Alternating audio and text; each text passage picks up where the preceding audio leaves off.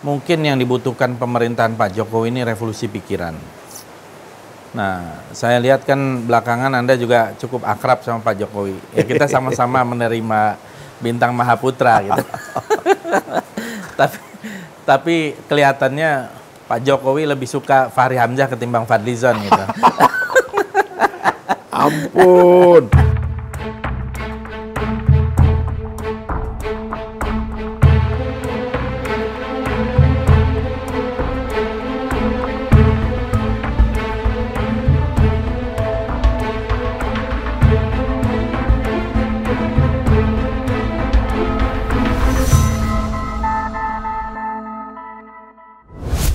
Assalamualaikum warahmatullahi wabarakatuh. Salam sejahtera. Saya kehadiran seorang kawan sahabat lama yang seringkali kita dibilang duo F gitu ya. Saya belum pernah mewawancarai sebenarnya Fahri Hamzah. Belum pernah sama sekali. Aneh. Nah, jadi sekarang saya mewawancarai tanpa skenario dan juga tidak tahu apa yang mau ditanya. Orang sama semua. Wawancara aja diri sendiri. Tapi kira-kira ini kita mulai dulu lah dengan yang paling aktual. Aduh. Ya. Yang paling aktual ini kan Fahri Hamzah dianggap ada yang menganggap lah gitu ya. Ada yang menganggap kakinya setengah katanya udah nyebur di kolam katanya gitu ya. Nah, jadi kita pertanyaannya nih aktual. Minggu-minggu ini masih aktual 1 tahun pemerintahan Jokowi Ma'ruf Amin. Nah, saya ingin mulai dulu dari situ. Bagaimana seorang Fahri Hamzah, kalau saya sudah menyatakan, saya bikin ada 4 beban yang ditanggung sekarang. Nah, sekarang nih Fahri Hamzah kita lihat pendapatnya tentang 1 tahun Jokowi Ma'ruf Amin. Gimana? Ini kok langsung berat. Katanya mau ngobrol ringan. Abis itu. Ini kalau pertanyaannya begitu, kita jawabnya serius apa enggak sih? Huh? Baiknya kita jawab serius. Serius dulu dong, serius. Aduh. Aku sih sekarang sudah nggak terlalu melihat ada yang serius gitu. Karena sepertinya juga gimana sih ya? Kan kalau kita bilang yang lucu tuh apa sih gitu? Yang lucu itu kan sesuatu yang dikatakan secara tidak pas, ya. Atau dikerjakan secara tidak pas gitu, atau di luar kelaziman, atau sesuatu yang sebenarnya tidak nyambung gitu. Kan itu yang namanya lucu gitu. Jadi makanya saya tanya, ini kita mau tanggapi serius atau tidak serius gitu. Karena itu tadi. Kalau maksudnya kalau ditanggapi serius jadi lucu gitu. Nah itu dia. Jadi saya kan mengatakan dari awal waktu 100 hari juga saya sudah memberikan masukan yang komprehensif saya kira waktu 100 hari. Dan apa yang saya prediksi 100 hari pada saat 100 hari, ini sekarang setelah setahun artinya itu sekitar 9 bulan yang lalu lah ya. Menurut saya sih terbukti gitu. Jadi waktu itu kan saya mengatakan Pak Jokowi itu adalah presiden periode terakhir. Bahkan saya mengatakan Jokowi itu beda dengan Donald Trump. Jadi Donald Trump itu memasuki krisis ini dengan beban terpilih kembali yang berat sekali.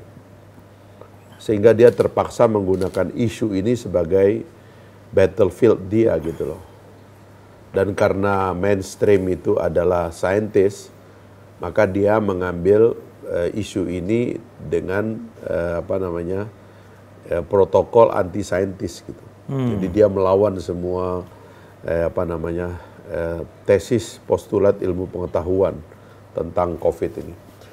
Nah sementara Pak Jokowi kan menghadapi krisis ini kan tanpa beban karena dia nggak ada isu pemilu lagi.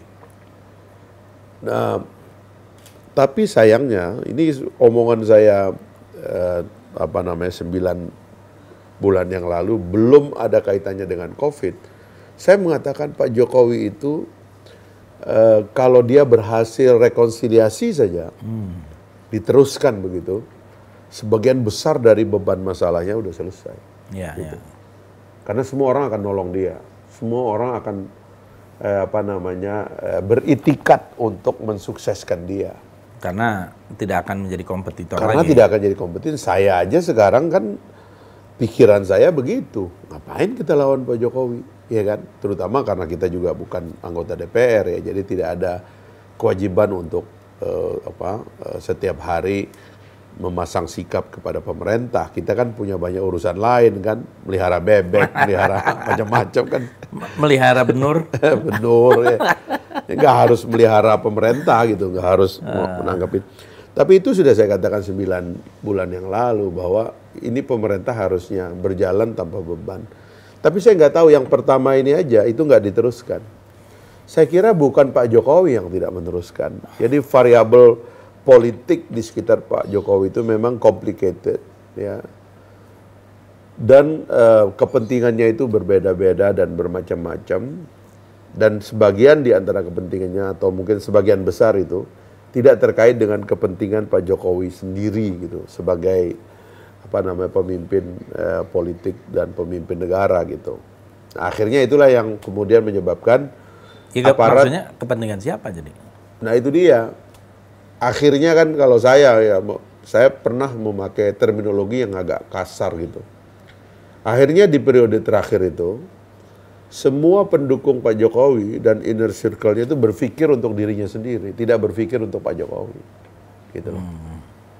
Yang dia pikirkan tentang Pak Jokowi adalah memanfaatkan Jokowi. Akhirnya gitu. Yang saya lihat gitu. Karena itu misalnya, kenapa sih polisi itu wajahnya kok konflik ya? Kok ini semua berbau operasi intelijen ya gitu. Hukum yang harusnya post factum gitu, kok tiba-tiba antisipatif ya? Preemptif, ya kan? Orang demo di sini yang ditangkap di sini. Gitu. Kalau di zaman periode awal dulu 212 sampai anaknya proklamator kayak Bu Rahma dipanggil, ya kan? Aktivis-aktivis dipanggil, mungkin masih ada ya Pak Jokowi sendiri mungkin terikut oleh tesis bahwa ya kalau Bapak mau menang orang-orang ini harus ditangkap. Itu bisa jadi begitu. Tapi sekarang ngapain nangkep orang? Ya. Buat apa? Nganggap orang-orang politik musuh itu buat apa? Buat Pak Jokowi itu manfaatnya apa sih? Gitu. Jadi saya nggak ngelihat ini semua agendanya Pak Jokowi, tapi sudah semua adalah agendanya orang lain di sekitar Jokowi. Ini bukan agenda nasional, ini bukan, kalau mungkin ini mungkin persinggungannya dengan agenda orang lain di luar. Dan menurut Anda Jokowi nggak tahu ya? Harus diakui bahwa yang begini-begini Pak Jokowi lebih banyak tidak tahu. Pak Jokowi itu kan harus diterima bahwa dia itu kan politisi kota Solo, pindah ke kota Jakarta, naik ke pusat. Pikirannya tentang politik itu relatif sederhana. Itulah sebab dia terpilih. Ya, tapi kan sumber informasi kan banyak dong. Bisa dari institusi formal, dari intelijen aja banyak, dari mulai BIN, dari ini, kemudian orang sekitar dan sebagainya.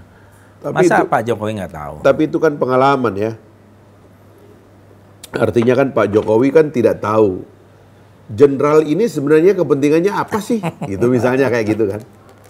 Atau ketua umum partai ini kepentingannya apa sebenarnya ya? Agenda ideologinya apa ya orang ini? Itu kan dia nggak terbiasa membaca yang begitu. Nah itulah sebabnya kemudian ya gitulah yang terjadi. Jadi itu soal satu aja itu nggak diselesaikan gitu. Akhirnya konfliknya sampai hari ini. Pak Ma'ruf Amin Ketua Majelis Ulama yang memproduksi peristiwa 212 dengan fatwanya itu sudah jadi wapres. Pak Prabowo itu lawannya 2 periode, 2 kali pertarungan sudah jadi Menteri Pertahanan, menteri-menteri yang lain juga diajak. Semua partai diajak. Nah, terus apa ini gitu loh? Kok masih ada yang begini gitu. Nah, itu kan menurut saya itu apa yang kita sebut sebagai narasi rekonsiliasi yang dia pidatokan pada saat dia dilantik, terpilih gitu. Tidak ada yang mengoperate dan mungkin juga tidak mau dioperate karena problem dari rekonsiliasi itu kan kadang-kadang mengurangi biaya keributan gitu. Tapi kalau kita kacau, itu biaya keributan itu adalah bisnis besar. Jadi menurut ente, kira-kira yang perlu diajak rekonsiliasi siapa lagi? Sekarang bukan soal siapa lagi yang diajak rekonsiliasi. Pemerintahnya tidak terlalu memahami how to run a reconciliation. Bagaimana cara kita reconcile bangsa itu enggak. Dari pilihan kosakatanya.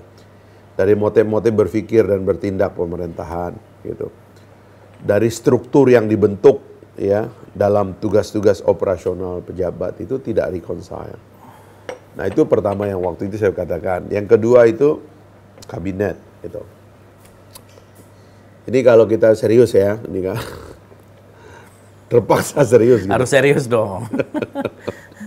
Yang kabinet ini kan dengan segala maaf, Pak Jokowi kan tidak tahu beda antara organisatoris, event organizer, flamboyan, ya kan, orang cari kerjaan, dan lain-lain kan dia nggak tahu bedanya. Kok Anda bisa yakin, Re? Ente bisa yakin kenapa? Ya ada tugas berat dikasih ke orang yang sebenarnya tidak mampu, ya kan. Saya cukup mengatakan bahwa makanya saya pernah kategorikan gitu, pemilihan anggota kabinet ini kira-kira 3 gitu kan. 1, profesional, ini yang paling sedikit nih. Yang kedua itu, yang paling sedikit ini namanya comfort zone. Comfort zone. Itu yang paling sedikit. Merasa feel at home ya. Ya. Yang kedua itu profesional, ini yang sedikit kedua. Yang ketiga itu paling banyak itu titipan, gitu loh. Sadar atau tidak dengan titipan itu, mungkin juga presiden menerima itu sebagai sesuatu yang given gitu, taken for granted. Karena ini ada koalisi, maka Anda harus terima partai-partai. Karena si itu pernah nyumbang, maka Anda harus terima. Karena si ini pernah jadi tim sukses, maka Anda harus terima. Dan sebagainya lah ya, kira-kira begitu. Jadi porsi yang paling banyak ini adalah titipan itu. Sementara yang meran ini ya, ini comfort zone. Sehingga ada 3 fungsi dari satu kerja kabinet yang sebenarnya hilang. Itulah yang menciptakan kekacauannya itu. Yang pertama itu fungsi data dari kabinet itu. Saya tidak merasa presiden disuplai oleh data yang baik. Gitu. Waktu presiden disuruh memadamkan kebakaran akibat Omnibus Law, itu banyak datanya yang kacau. Gitu. Jadi bukan disiram sama air.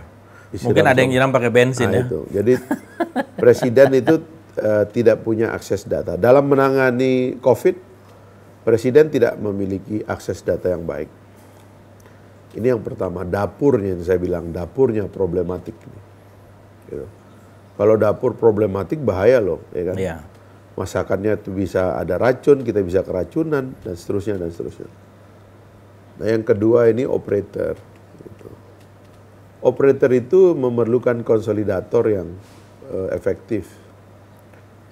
Nah sayangnya konsolidator yang efektif tuh, yang terdengar dan terlihat tuh namanya cuma Luhut Panjaitan. Ya. Yang lain itu tidak nampak. Jadi Bang Luhut bisa dibilang the real presiden dong. COVID itu harusnya kan di bawah Menko Kesra. Tapi diambil oleh Pak Luhut. Ekonomi akhirnya harusnya di bawah Erlangga. Tapi akhirnya dikoordinir oleh Pak Luhut. Pak Luhut pun bicara Polkam soal demonstrasi segala macam. Padahal ada Menko Polkamnya. Jadi Pak Luhut ini bisa dibilang koordinator para Menko, ya kan? Jadi ada menteri, ada Menko, ada koordinator Menko. Koordinator Menko. Ini presiden, ya kan, koordinator Menko, baru Menko. Ini berarti setingkat Perdana Menteri lah kira-kira. Ya, kira-kira lah, lebih kurang. Jadi operator ini problematik, jadi dapur problematik, operator problematik. Nah, ada satu yang waktu Pak Ma'ruf terpilih, saya kan mengusulkan agar Pak Jokowi memfungsikan Pak Ma'ruf. Pak Ma'ruf ini adalah politisi kawakan. Iya, betul. Saya dulu waktu kita jadi anggota MPR dulu, Pak Ma'ruf anggota MPR juga, karena dia anggota DPR dari PKB, zaman Gus Dur ada. Itu termasuk politisi kepercayaannya Gus Dur. Dia ngerti politik Indonesia, meskipun dia kemudian jadi ketua Majelis Ulama, tapi dia itu pada dasarnya politisi. Ya, itu juga betul. Sebenarnya kita sadar atau tidak suka atau tidak, itu yang menggiring dia di dalam politik. Jadi kalau menganggap Pak Ma'ruf itu nggak paham politik, salah kita. Ya, dia salah. Paham sekali. Paham. Tetapi sekarang dengan usia, dengan posisi terakhirnya sebagai ketua Majelis Ulama, dia harusnya adalah penasehat bagi satu pemerintahan yang bersikap tenang, confident, percaya diri, terarah, mantap gitu. Itu yang saya tidak lihat gitu. Jadi kalau ketiga fungsi ini di dalam pemerintahan tidak ada, ya tinggal kita nunggu letupan-letupan terus. Ada demo, kontroversi, presiden diturunin untuk pemadam kebakaran. Ada masalah, presiden nanti. Jadi the system is not set up to handle the root of the problem gitu. Jadi misalnya kontroversi, ya tugas penjuru bicaraan misalnya. Penjuru bicaraan itu adalah ujung dari satu proses riset dan akumulasi data yang akurat. Sehingga ketika penjuru bicaraan dilakukan, tidak boleh salah dan itu menjadi sumber dari konfirmasi kebenaran data pemerintah. Jadi ini tidak yang terjadi, malah penjuru bicaraan menjadi awal dari kontroversi karena datanya salah. Penjuru bicaraan memicu konflik, ya kan? Karena tidak tepat cara mengucapkannya gitu loh. Undang-undang Omnibus itu kan sudah peristiwa 9 bulan, 10 bulan yang lalu, sudah masuk ke dalam prolegnas. Lalu kenapa nggak diantisipasi bahwa ini akan meledak? Ini poin-poin ini harus dikampanyekan dari awal, masuk TV, dikampanyekan sehingga semua orang, namanya undang-undang bagus. Cipta lapangan kerja, siapa yang nggak mau kerja? Siapa nggak mau penciptaan tenaga kerja, peluang kerja, kesempatan kerja? Katanya membela UKM, UKM mana yang nggak suka kalau dia nggak perlu bayar kalau izin? Semua maksudnya baik, tapi kan seperti puisi Rendra yang Anda baca itu, maksud baik saudara untuk siapa? Anda berada di pihak yang mana? Ini nggak ada. Nah itu sebenarnya esensi dari satu proses di sekitar pemerintahan untuk memperbaiki image pemerintah di masyarakat gitu loh. Karena sebenarnya pekerjaan itu pekerjaan gampang. Di Indonesia ini pada dasarnya pemimpin itu dinilai lebih oleh rakyat, selalu diberikan kelebihan. Orang itu tidak mau underestimate terhadap pemerintah. Kita ini kaum intelektual dapat underestimate kepada pemimpin, kepada negara, kepada pemerintah, tapi rakyat tidak. Mereka selalu meletakkan pemerintah itu lebih. Makanya kalau ngomong tuh rakyat dengar. Nah ini kan kita dulu aja, waktu zaman kita aktivis, kan kita sama-sama aktivis.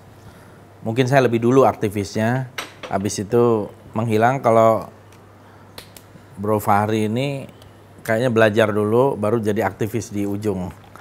Kemudian baru menjadi pejabat gitu. Nah, kalau di zaman mahasiswa dulu kita kan sering tuh diskusi mahasiswa itu. Ini persoalan kita itu ada di figur atau pada sistem. Kan selalu tuh diskusi klasik gitu. Berada figurnya yang salah, orang yang dipilih ini yang salah, atau memang sistemnya yang salah. Ini yang selalu menjadi seolah-olah dikotomis gitu. Nah mungkin untuk menyegarkan kembali terhadap situasi kini, menurut Anda gimana nih, Bro Fahri?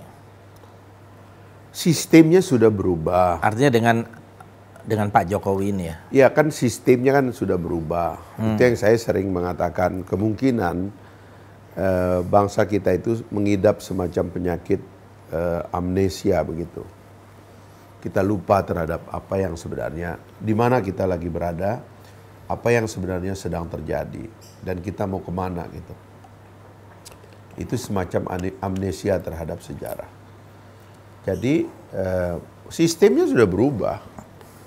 Rezim otoriter kita tolak, muncul rezim reformasi. Seluruh dokumen yang menjadi fondasi bagi munculnya negara, apakah dia menjadi negara otoriter atau negara demokrasi, itu sudah dirombak. Yang utama adalah konstitusinya. Ya. Dari 199 ketentuan yang ada di dalam konstitusi kita itu, hanya 12% ketentuannya itu baru. Hanya 12% ketentuan lama. 88% itu ketentuan baru. Inilah yang kemudian mengubah pandangan seluruh dunia terhadap Indonesia, bahwa ini rezimnya sekarang adalah rezim rezim orde reformasi atau rezim demokrasi gitu. Itu di selebrasi oleh seluruh dunia. Welcome to a new democratic nation. Kira-kira gitu. Ini karena fondasinya kita rubah. Jadi sistemnya berubah. Karena sistem itu kan ada 3. Satu yang tertulis, kedua yang berdiri di atas tulisan itu sebagai lembaga atau institusi, dan yang ketiga adalah manusia yang memimpinnya gitu. Kan 3 itu kira-kira. Nah, jadi yang pertama ini udah dirubah. Di atas ini kita lahirkan ratusan undang-undang dan institusi yang menyebabkan yang disebabkan oleh lahirnya undang-undang itu. TNI kita rombak, Polri kita rombak, ya kan? Birokrasi kita rombak, ya kan? Patron klien kita hapuskan itu dari birokrasi kita. Nah, baru kemudian manusianya, yaitu birokrat dan political leadership-nya gitu. Nah, kita udah robah itu pada 2 level ini, tetapi manusianya itu kan harus terus catch up dia dengan perubahan. Dan karena itulah manusianya itu harus tambah cerdas, dan konten kecerdasan yang paling utama adalah perubahan yang kita desain gitu loh. Mulai dari amandemen konstitusi, perubahan begitu banyak undang-undang, dan kemudian perubahan perilaku manusia gitu dalam birokrasi. Ini nanti yang berpengaruh kepada berubahnya negara, berubahnya rakyat. Nah, tetapi rupanya ini ada problem yang ketiga ini gitu. Jadi kita melakukan amandemen 20 tahun yang lalu, itu yang saya bilang amnesia itu 20-an tahun gitu. Di atas itu kemudian muncullah institusi-institusi demokratik, ya, yang nuansanya itu adalah demokrasi. Jadi kalau ada orang polisi misalnya, kalau ada orang bilang negara kepolisian Republik Indonesia, memang sebenarnya polisi adalah alat minimum negara untuk menjaga keutuhan, keamanan negara itu sendiri. Alat minimum. Kenapa? Karena yang lain sudah dikeluarkan dari fungsi itu. Tentara dikeluarkan dari fungsi itu. Jadi kalau disebut negara kepolisian, ya memang negara demokrasi adalah negara kepolisian. Karena civic power itu adanya di polisi. Polisi itu adalah kekuatan sipil. Cuman kan ada tren kan, polisi diberi senjata, alat-alat represinya makin kuat, dan seterusnya. Inilah yang perkembangan berbahaya belakangan ini gitu.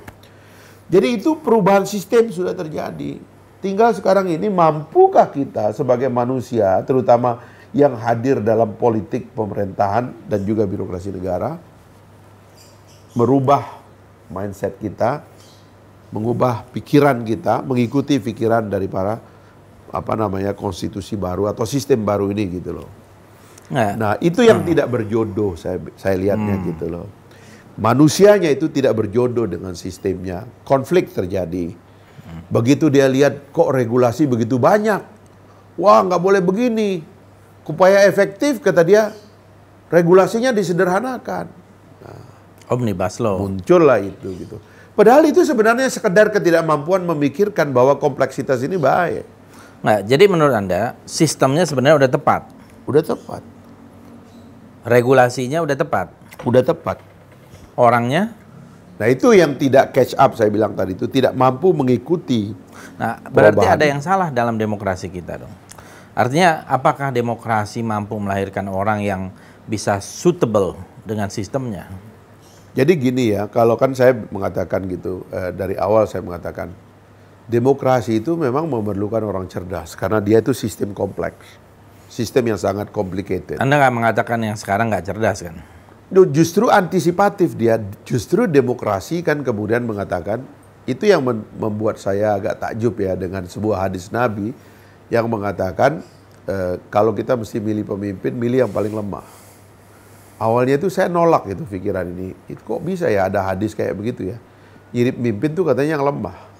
Saya mikir, oh jadi inilah pikiran dari demokrasi.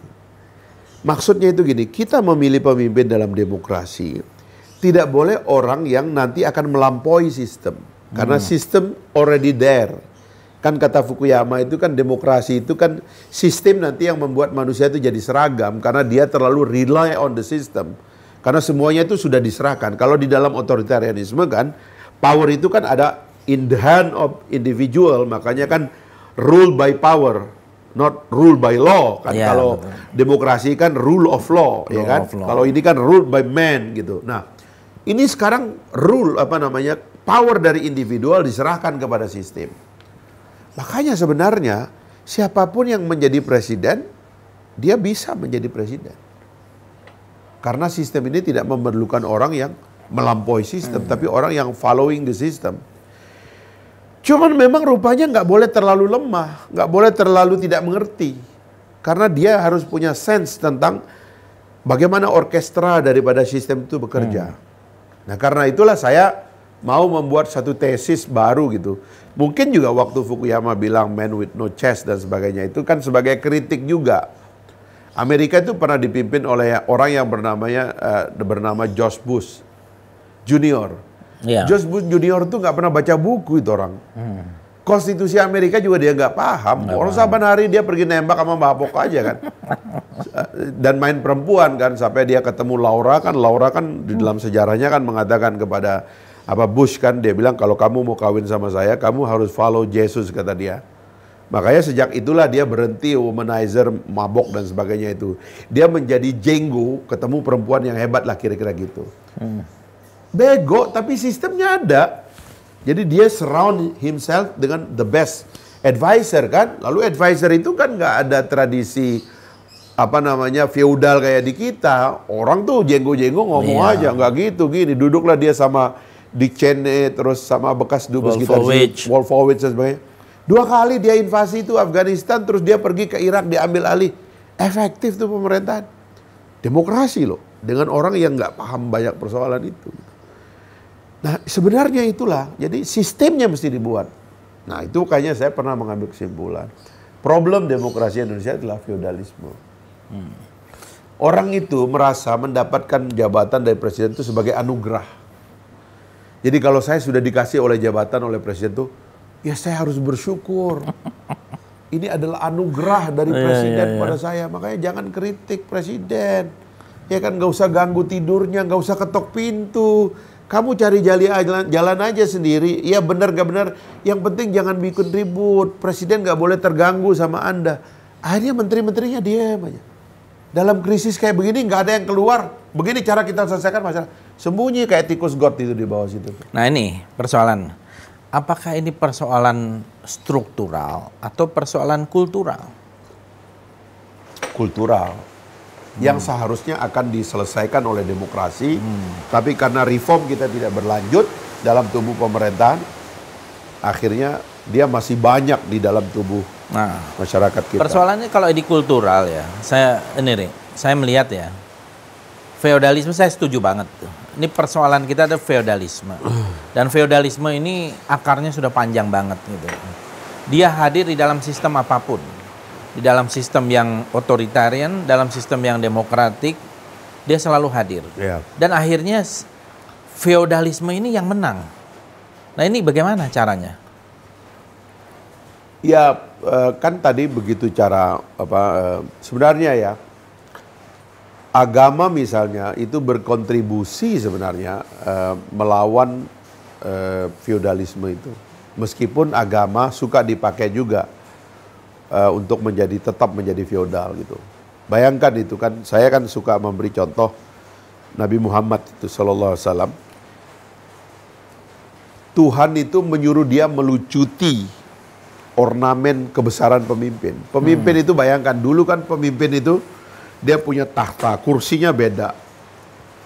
Di atasnya itu ada mahkota. Mahkotanya ini dari bahan-bahan yang menakutkan, yang mewah gitu. Dia pegang senjata yang dianggap sapu jagat, yang kalau dia perintahkan dia bisa menghancurkan orang. Dia dikelilingi oleh orang-orang yang gagah perkasa, ya kan, untuk menakutkan, menciptakan mitos bahwa dia itu sangat berkuasa dan kuat. Tapi agama dia lucutin ini semua. Bahkan kalau di dalam baca riwayat hidupnya beliau tidak suka dilebih-lebihkan gitu. Pernah dia masuk kamar terus para sahabatnya berdiri, dia marah gitu. Apakah kamu akan memperlakukan aku seperti orang-orang dahulu? Jadi agama ada kontribusi untuk melucuti penghormatan yang berlebihan. Mengikis ya? Mengikis. Itu juga demokrasi. Demokrasi itu justru mau melucuti itu. Bahwa manusia itu adalah makhluk yang sama saja di depan Tuhan. Dan uniknya Pak Jokowi mencoba melakukan itu. Ini kalau kita mau bandingkan Pak Jokowi dengan Pak Prabowo ya. Bos Anda ya. Pak Prabowo itu kan punya image tentara. Sehingga kadang-kadang suka tidak suka image itu juga masih melekat, susah dihindari. Apalagi sekarang dia mimpin Kementerian Pertahanan. Di situ ada atribut. Dan atribut kemiliteran itu adalah atribut dasar sebagai sumber dari power itu, senjata itu. Senjata itu kan sumber dari legitimasi power. Ya, karena siapa yang punya senjata yang paling kuat, dialah yang memimpin. Kan dalam kisah raja-raja zaman dahulu, siapa yang merebut senjata itu, dialah yang menjadi raja kan. Itu militer itu. Pak Jokowi enggak, dia pakai baju putih, dia pakai sepatu cat gitu kan. Dan dengan segala maaf ya udah memang ada harganya kan. Ini 100.000. Sepatu 100.000. Ada tuh posternya, nanti saya cari. Ada posternya itu. Jadi dia lucuti itu, dia coba lucuti itu. Tapi pertanyaannya, apakah sistem feodal ataukah feodalisme hilang? Tidak. Apabila feodalisme itu melekat pada orang lain di sekitarnya, itu berbahaya sekali. Dan itu terjadi sampai sekarang. Itu adalah tantangan bagi demokrasi kita ke depan. Iya, jadi saya sependapat ya bahwa feodalisme ini tantangan besar kita, dan ternyata dan terbuktilah bahkan di dalam Indonesia sekarang 75 tahun itu berganti-ganti. Mungkin kalau kita kembali sejarah nih, dulu kita pernah mempunyai satu pemerintahan parlementer. Ya, walaupun undang-undang dasarnya sama, tapi prakteknya ternyata adalah parlementer. Di awal 3 bulan sebentar, kemudian ada kabinet Syahrir 1, Syahrir 2 dan sebagainya. Kemudian diteruskan ada jeda sedikit di RIS, tapi sepanjang tahun 50-an sampai tahun 59 ya, kita melihat jatuh bangun kabinet parlementer di zaman itu. Ini juga satu pertanyaan. Apakah feodalisme tidak melekat di situ? Kan kalau saya lihat presiden sebagai simbol di situ. Padahal ya memang undang-undang dasarnya berbeda ya. Waktu itu sempat dipakai undang-undang dasar sementara tahun 50 ya, yang mungkin lebih bebas. Maksudnya itu lebih egaliter ya, dibanding itu, karena itu udah termasuk banyak masukan-masukan lain ketika itu. Nah, maksud saya gini, apakah sistem presidensil memberikan satu taman juga ini, atau memberikan satu circumstances yang baik sehingga feodalisme itu terus tumbuh dan berkembang?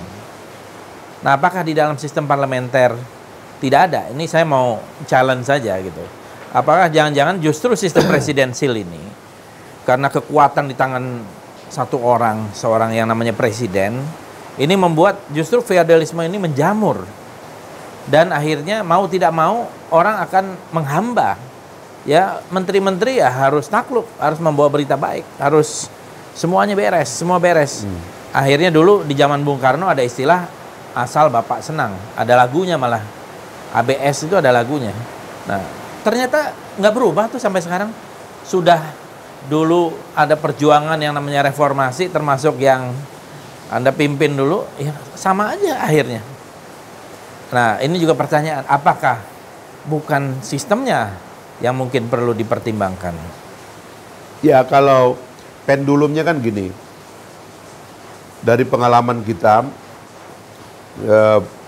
sebenarnya dilihat dari besarnya negara kita ini, negara kita ini harus dikelola dengan otonomi yang lebih luas. Ada orang yang menyebut otonomi itu sebagai federasi, gitu. Tapi kita sudah punya otonomi daerah, bahkan ada otonomi tingkat 3 sekarang dengan berlakunya Undang-Undang nomor 14 tahun Undang-Undang nomor 6 tahun 2014 tentang desa. Itu sekarang kita punya otonomi di tingkat desa. Jadi pendulumnya itu adalah otonomi lah, kita anggap begitu. Tapi memang kalau bicara sistem gitu ya, otonomi itu sebenarnya berbau parlamentarisme gitu. Karena itu nanti akan menyebabkan kunci daripada pemilihan wakilnya itu atau pemilihan pemimpin itu ada pada pemilihan legislatif. Legislatif lah yang membentuk eksekutif gitu. Jadi betul-betul representasi. Banyak orang mengatakan, ya Anda punya akar di Sumatera, saya Sumbawa, mengatakan ini dianggap lebih menguntungkan kelompok-kelompok luar Jawa. Kenapa? Karena dengan cara seperti itu, apabila politisi yang memilih pemimpin, dalam hal ini Perdana Menteri gitu, dengan koalisi besar, maka peluang terpilih dari orang di luar Jawa itu katanya akan lebih besar. Ini pendulum pertama. Nah, pendulum kedua yang mengatakan bahwa kita ini negara kesatuan, itu udah final, ya kan, dianggapnya itu. Karena dia negara kesatuan, maka yang kita perkuat adalah presidensialisme. Karena presidensialisme itu bekerja dengan prinsip presiden dipilih oleh rakyat, legislatif juga dipilih oleh rakyat, gitu. Itulah yang memberikan kekuatan kepada presiden, sehingga di dalam Undang-Undang Dasar disebutkan bahwa presiden tidak bisa dijatuhkan. Kecuali kalau dia terkena pasal-pasal impeachment, 12 artikel yang dianggap menyebabkan jatuhnya legitimasi presiden. Tapi prosesi menjatuhkan presiden tetap saja tidak mudah. Yang mudah itu hanya kalau dia mengundurkan diri. Di luar itu susah menjatuhkan presiden. Harus ada angket dulu, habis angket hak menyatakan pendapat, habis hak menyatakan pendapat diajukan ke Mahkamah Konstitusi, terjadilah persidangan impeachment, nanti Mahkamah Konstitusi bikin keputusan, dilempar ke MPR bersidang terima atau tidak. Jadi panjang ceritanya, gitu loh. Sehingga presiden itu sangat kuat dalam sistem kita, eksekutif itu sangat kuat. Berbeda dengan di sini kalau parlementer, eksekutif itu lemah. Di sini bisa menciptakan instabilitas, kata para pengkritiknya. Tapi bagi yang menjawab mengatakan di sini menciptakan keadilan wilayah dan demokratisasi yang dipercepat. Eksperimen kita dengan Undang-Undang Dasar sementara dan politik parlementer yang liberal tahun 50-an, ya memang orang bisa bilang terlalu cepat pemerintahan jatuh, ya kan? Natsir itu cuma 6 bulan kalau nggak salah, Syahrir pernah ada yang cuma berapa bulan begitu. Nah sekarang kita udah ada di sini nih, gitu. Orang lagi mencari apakah ini ada titik tengahnya, gitu. Kalau saya menganggap nggak usah titik tengah namanya, interpretasi aja ini. Ini udah bagus sistem presidensialisme karena di sini kita ada otonomi. Tapi tolong berikan otonomi itu sepenuh hati. Jangan otonomi itu sekedar pemanis. Seperti yang terjadi sekarang ini dengan Omnibus Law, otonomi daerah mau dicabut lagi. Murni karena tidak paham bagaimana sistem ini bekerja. Trauma dengan sistem ini, lari ke sini, tapi ini pun gagal kita interpretasi gimana cara kerjanya gitu. Nah, saya kira itu yang memerlukan pikiran besar itu di sini. Gitu. Jadi saya menerima ini sudah final, kita terima ini gitu. Kalau ada amandemen sekali lagi, saya mengusulkan amandemen kelima yang kita perlu lakukan justru perkuat presidensialisme yang berefek kepada otonomi tentunya. Yang kedua itu perkuat posisi DPD sebagai perwakilan daerah, itu saya mengusulkan itu supaya diperkuat. Yang ketiga, independensi yudikatif, terutama para penegak hukum. Saya mengusulkan agar Jaksa Agung tidak masuk menjadi anggota kabinet supaya penegakan hukum bisa lebih independen gitu. Itu aja saya kira udah sempurna. Artinya benar-benar trias politika yang memisahkan, yang tidak ada banyak irisan gitu ya. Trias politika yang sungguh-sungguh hati gitu. Karena kalau kan gini ya, dari semua cabang kekuasaan yang paling mungkin kumat itu eksekutif. Karena eksekutif itu selemah-lemahnya dia memimpin atau menggenggam banyak sumber daya, terutama kalau di presidensialisme. Kalau parlamentarisme mungkin konsolidasinya susah. Putin sama Erdogan itu dua contoh. Putin sama Erdogan begitu dia mau berkuasa lagi, dia rubah ke presidensialisme. Baru dia bisa grab power itu sekuat-kuatnya. Sehingga Erdogan sekarang udah berkuasa 20 tahun, kira-kira Putin juga demikian. Ya. Nah, tetapi kalau di parlamentarisme nggak bisa, makanya Putin dan Erdogan keluar dari parlamentarisme. Nah, di kita ini juga yang suka kumat itu eksekutif. Terutama kalau eksekutif tidak memahami gambar besar dari maksud sistem itu sendiri. Iya, tapi persoalannya tadi kan, dalam sistem parlamentarisme memang ada titik lemahnya itu, terutama konsolidasi kekuasaan mungkin berlangsung hanya pendek, bahkan tidak sempat. Karena terlalu banyak political maneuver gitu ya. Nah, dan saya kira itu juga terjadi.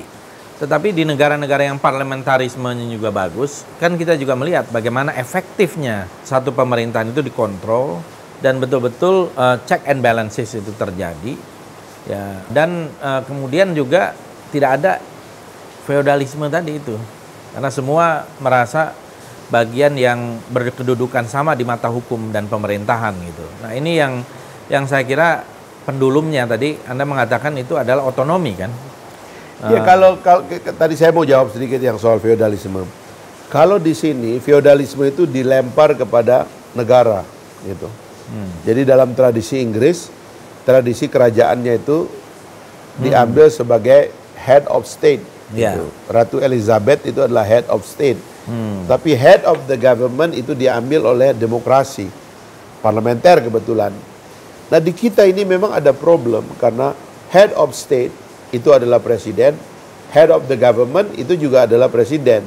Sehingga kadang-kadang itu bercampur antara kekuatan feodal presiden itu dengan head of government, kekuatan rasional dia bahwa dia memimpin dan kinerjanya dievaluasi hari-hari. Kalau orang ngeritik presiden, dia bilang itu simbol negara, itu jangan diganggu. Itu menggunakan instrumen feodalisme dalam power presiden untuk membungkam rakyat gitu. Nah, itu problem. Ya, itu problem betul. Karena tidak ada pemisahan ya. Nah, sekarang kembali kepada tadi negara kepolisian. Ya. Jadi Anda menyampaikan soal itu. Saya melihat gini. Kita ada semangat waktu itu memang memisahkan, atau sebetulnya semangatnya adalah menghapuskan fungsi ABRI kan. Karena ABRI dianggap yang sekarang menjadi TNI waktu itu ikut terlalu dalam di dalam persoalan-persoalan sipil dan politik.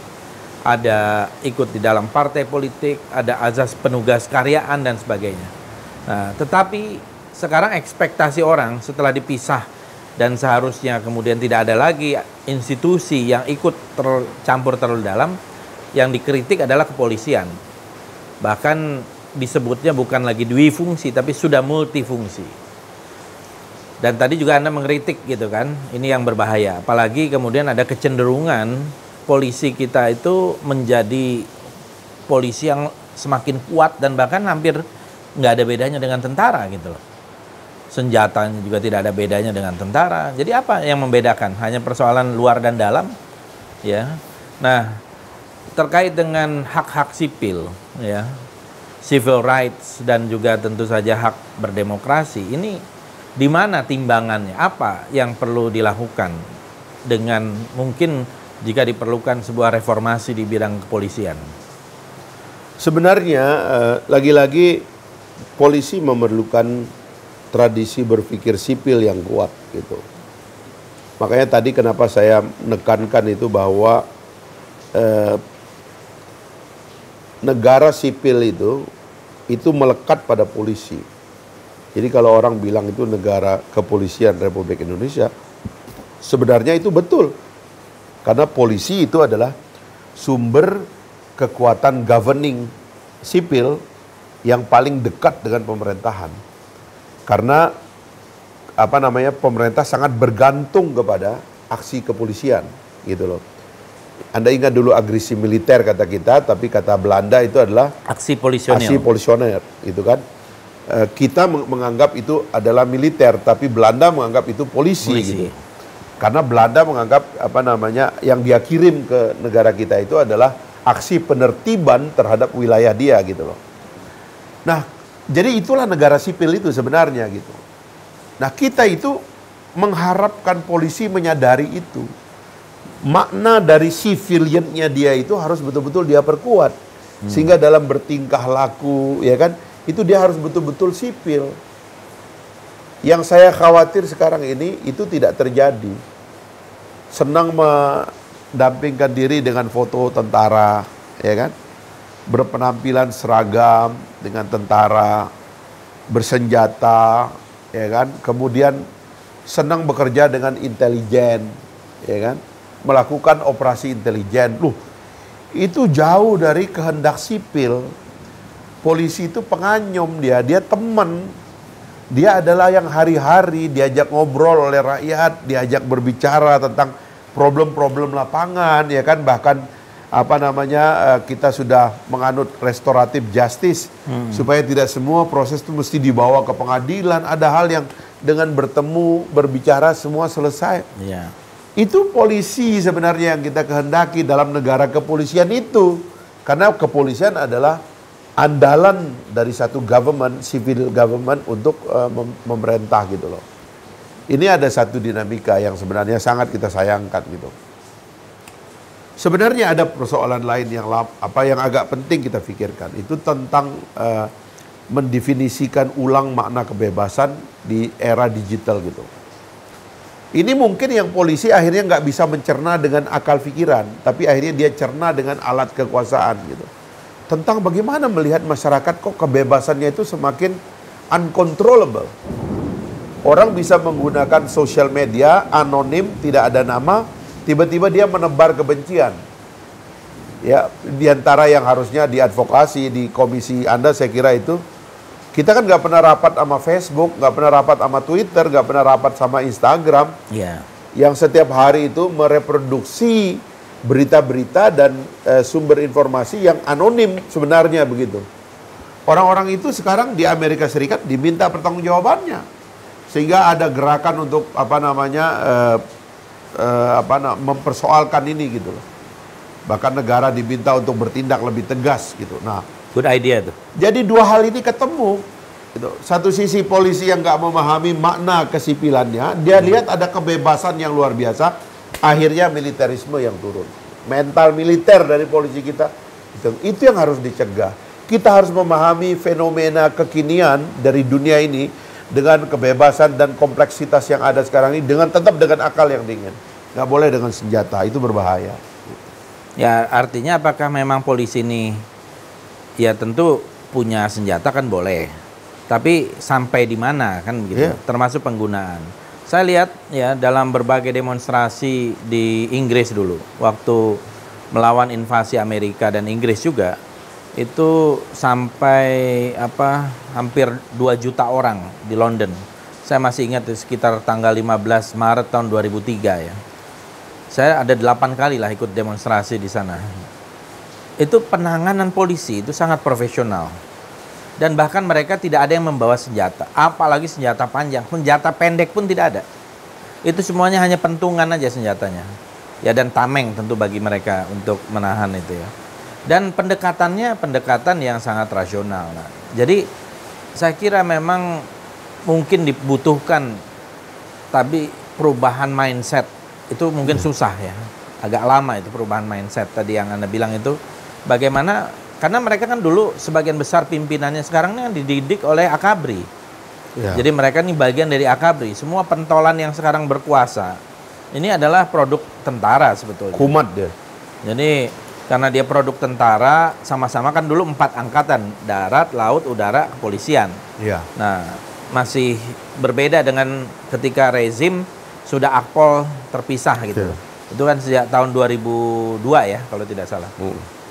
Nah, sekarang ini dari mana kita mau memulai? Kita lihat banyak aktivis yang ditangkap, tadi Anda nyebut mengantisipasi ya. Kita tahu apa yang disebut dengan preemptif itu kan tidak bisa sebenarnya dilakukan. Dulu kritik yang tajam itu adalah kenapa Irak diinvasi? Karena Irak mempunyai weapons of mass destruction, WMD, yang nggak pernah ketahuan sampai sekarang gitu. Tapi akhirnya ribuan mungkin jutaan orang terkena dampak yang meninggal dan sebagainya, dan hancurlah negara itu. Nah, sekarang ada orang yang berbicara melalui WhatsApp group ya. Itu kan WhatsApp group kan kayak pembicaraan kalau dulu di ruang makan ya. Di ruang makan lagi ngobrol sambil makan, sekarang tiba-tiba pembicaraan itu bisa disadap dan kemudian orangnya bisa diambil. Nah, ini yang menurut saya ya apa yang terkena kepada Syahganda, Jumhur Hidayat dan kawan-kawan. Ini juga mungkin menurut Anda gimana? Dari mana mau dimulai lagi? Saya kira aturan-aturan saja kan udah banyak ditabrak. Undang-undang ITE kan maksudnya bukan ini. Iya. Undang-undang ITE kan maksudnya transaksi elektronik. Jadi lebih kepada e-commerce sebenarnya. Gitu. Dari mana menurut Anda dimulai? Ya, negara itu tetap yang paling utama adalah memerlukan pencerahan ide atau ide-ide pencerah supaya dia kembali memahami kenapa kita berada di sini dan kita mau kemana setelah ini gitu. Dan itu yang kurang sekarang ini ya.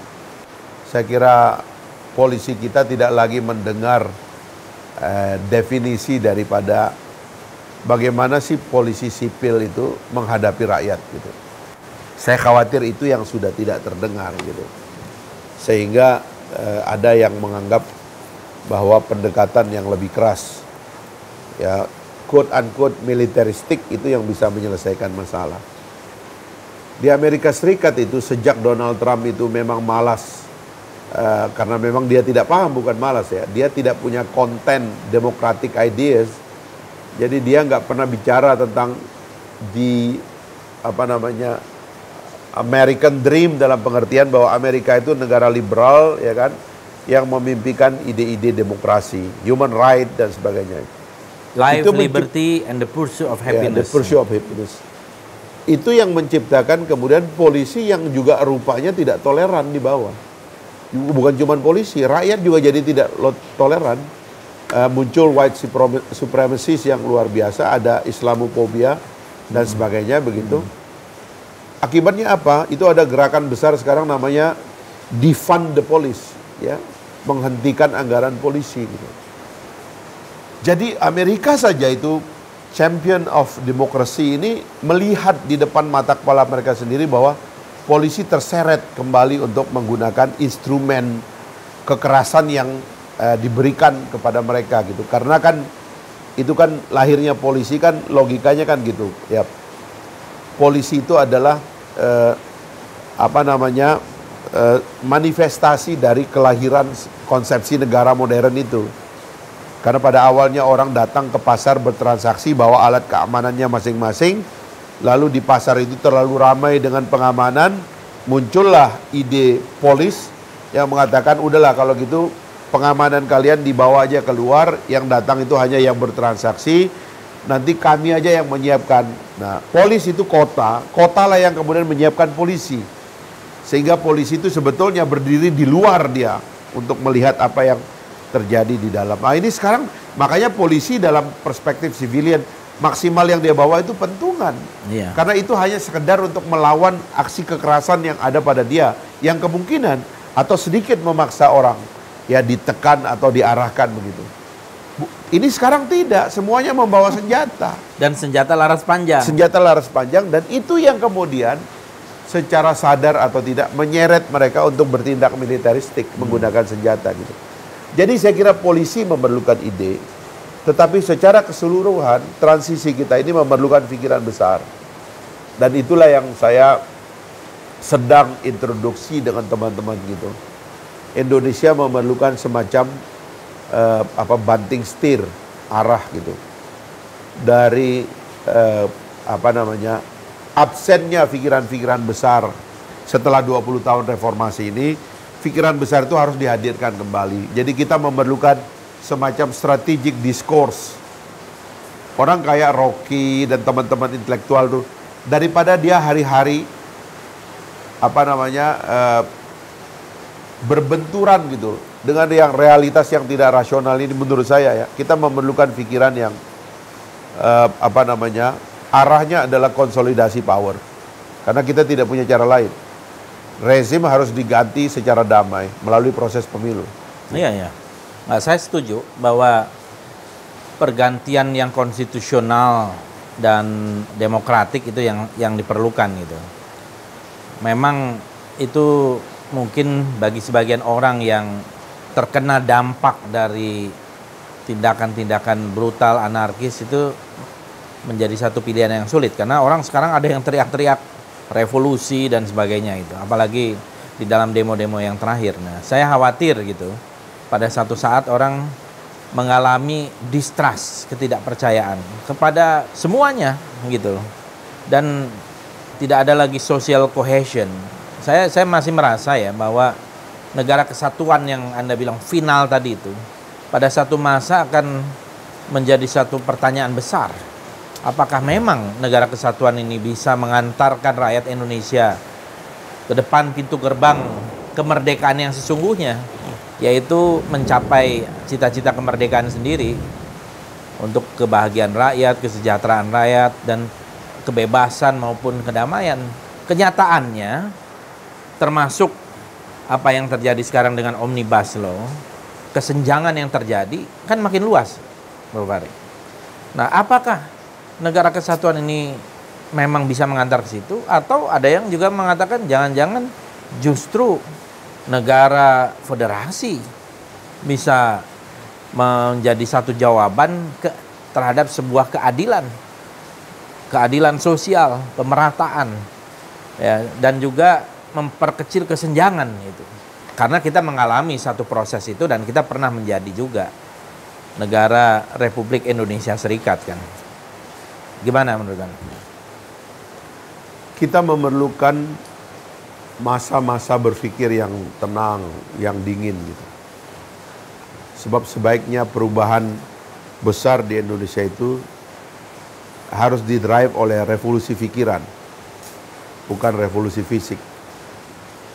Dan saya masih terus berdoa, berharap mudah-mudahan waktu kita untuk berpikir tenang dan dingin itu ada di depan kita. Sehingga kita tidak harus melakukan perubahan dalam satu revolusi fisik yang akan mendatangkan korban dan melelahkan. Itu doa terakhir saya bagi Indonesia. Sebab harusnya setelah kita meletakkan fondasi dari demokrasi 20 tahun yang lalu, semua orang harus menikmati iklim yang kita punya ini dan tidak merusak iklim itu dengan bertindak berlebihan gitu. Baik yang menjadi rakyat, yang menjadi pasar, atau yang menjadi negara gitu. Harusnya dia ada dalam porsi yang benar gitu. Itu yang saya tidak lihat gitu. Saya nggak tahu ya mau berharap kepada siapa. Di dalam pemerintahan sendiri saya nggak lihat tuh ada pikiran besar. Mudah-mudahan bisa lahir pikiran itu sehingga kita bisa kembali duduk tenang, merancang suksesi 2024 secara tenang dan melahirkan pemerintahan yang akan memimpin kita berpikir tenang. Itu aja sih menurut saya. Nah, itu revolusi pikiran saya kira itu terminologi yang bagus ya. Mungkin yang dibutuhkan pemerintahan Pak Jokowi ini revolusi pikiran. Nah, saya lihat kan belakangan Anda juga cukup akrab sama Pak Jokowi. Ya kita sama-sama menerima bintang Mahaputra gitu. tapi kelihatannya Pak Jokowi lebih suka Fahri Hamzah ketimbang Fadlizon gitu. Ampun. Aduh. Saya termasuk yang berpendapat sebagai kawan, harusnya di lingkungan Pak Jokowi itu ada yang berpikir gitu ya. Dalam arti berpikir untuk sebuah cita-cita dan ke depan itu arahnya tuh jelas. Karena kan seperti nakoda itu harus tahu nih mengarahkan perahu ini mau sampai di tujuan apa tidak gitu loh. Sampai ke pulau itu apa tidak. Nah, jadi setelah pensiun menurut saya seorang Fahri Hamzah itu mestinya juga bisa menjadi seorang penasihat presiden kah atau apa ya. Supaya ini diisi dengan pikiran-pikiran ketimbang oleh pembisik-pembisik.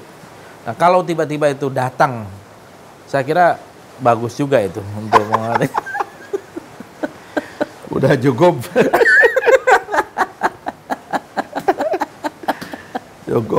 Cukup. Berat. Makin lama makin mengarah ini. Aduh. Oke, itu jawaban tadi itu artinya bisa iya, bisa tidak. Terima kasih. Wassalamualaikum warahmatullahi wabarakatuh.